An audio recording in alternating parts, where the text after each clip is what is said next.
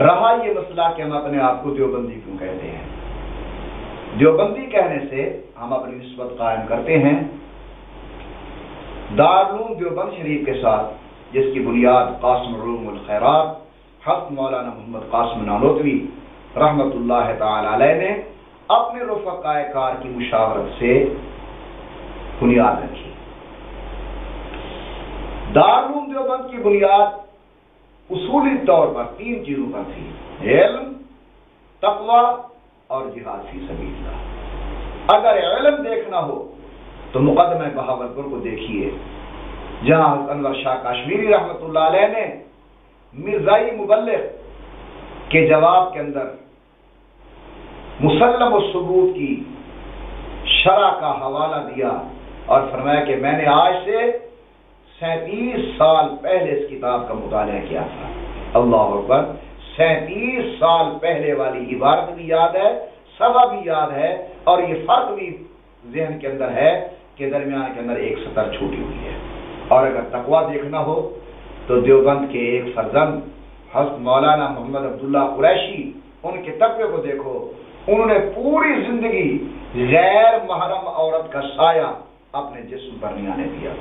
اور اگر جہاد فی سبیل اللہ کو دیکھنا ہو تو پھر شاملی کا میدان دیکھو، حافظ ضامن شہید کو دیکھو، اور کثیر تعداد کے اندر ابنائے دیوبند کی قربانی کو دیکھو۔ تو بہرحال مختصر یہ ہے کہ ہم اپنے آپ کو مسلمان کہنے کے بعد اہل سنت والجماعت حنفی دیوبندی کیوں کہتے ہیں، یہاں تک میں نے گزارش کی۔ اب آخری بات آپ نے توجہ کے ساتھ ذہن نشین کرنی ہے۔ ہم اہل سنت والجماعت ہیں تو ہمیں عقائد و نظریات کے اندر اہل سنت والجماعت کا پیرو اور تابع ہونا پڑے گا۔ ہم جس وقت حنفی ہیں تو ہمیں عقائد و نظریات کے اندر علماء احناف کی تصریحات کا پابند ہونا پڑے گا۔ ہم جب دیوبندی ہیں تو علماء دیوبند کے عقائد و نظریات کا پابند ہونا پڑے گا۔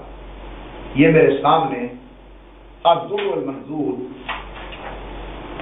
علامہ ہیثمی رحمۃ اللہ تعالی علیہ کی ہے، اس کے صفحہ نمبر 126 پر واضح ہے کہ فَنَحْنُ نُؤْمِنُ وَنُصَدِّقُ بِأَنَّهُ حَيٌّ يُرْزَقُ، ہمارا یہ ایمان ہے اور ہم اس بات کی تصدیق کرتے ہیں کہ حضور اکرم صلی اللہ علیہ وسلم اپنی قبر مبارک کے اندر زندہ ہے اور رزق دیے جاتے ہیں۔ وَالْإِجْمَاعُ عَلَى هَذَا، یہ کسی ایک دو آدمی کا نظریہ نہیں بلکہ یہ اجماعی مسئلہ ہے۔ اگر ہم سنی ہیں تو اہل سنت والجماعت کے اجماعی عقیدہ حیات النبی پر ایمان رکھنا ہوگا، اور اگر ہم حنفی ہیں تو علماء احناف کی تصریحات کو پیش نظر رکھتے ہوئے حیات انبیاء کا قائل ہونا پڑے گا۔ یہ میرے سامنے فقہ کی مشہور کتاب فقہ حنفی کی نور الایضاح ہے، اس کے صفحہ نمبر 187 پر ہے وَمِمَّا هُوَ مُقَرَّرٌ عِنْدَ الْمُحَقِّقِينَ أَنَّهُ صلی اللہ علیہ وسلم حَيٌّ يُرْزَقُ، محققین کے نزدیک یہ بات یقینی ہے کہ حضور اکرم صلی اللہ علیہ وسلم زندہ ہیں اور آپ کو رزق بھی دیا جاتا ہے۔ فقہ کی مشہور کتاب شامی شریف جلد نمبر 4 صفحہ نمبر 151 پر ہے، ایک جزئی کی تائید کے اندر آپ ارشاد فرماتے ہیں لأن الانبیاء احیاء فی قبورہم، کہ انبیاء علیہ السلام اپنے قبور کے اندر زندہ ہیں۔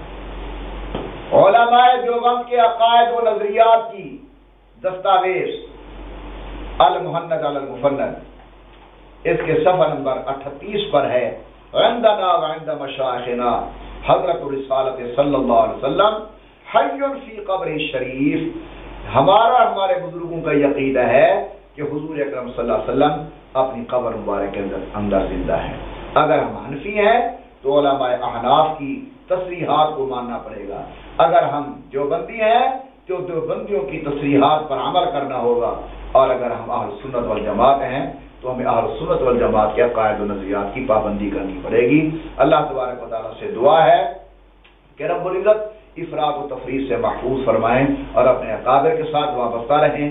آمین بجاہ نبی کریم وصلی اللہ تعالی علی خیر خلق محمد وعلی آلہ وصحبہ وبارک وسلم۔